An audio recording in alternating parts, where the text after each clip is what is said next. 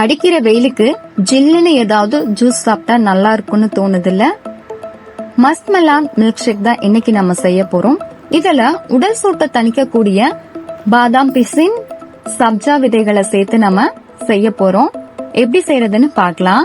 இதுக்கு ஃபர்ஸ்ட் நம்ம வாங்கிட்டு வந்திருக்கிற மஸ்க் மெலானை கட் பண்ணி அதோடைய விதைகள் எல்லாம் நீக்கி எடுத்துக்கலாம். இத முலாம் பழம், கிர்னி பழம் அப்படின்னு சொல்லுவாங்க.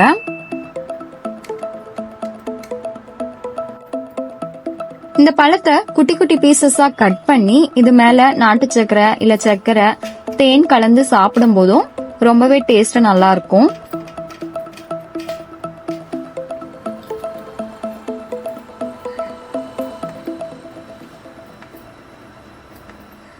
எல்லாத்தையும் குட்டி குட்டியா கட் பண்ணி எடுத்துக்கலாம்.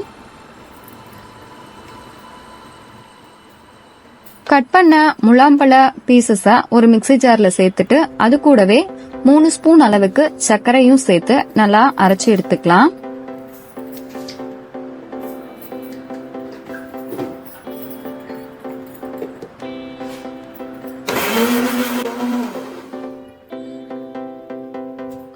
இது நல்லா அரைப்பட்டுருச்சு.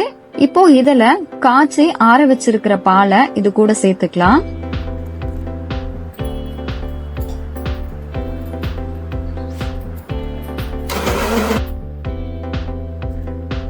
நல்லா அரைப்பட்டு ரெடி ஆயிடுச்சு.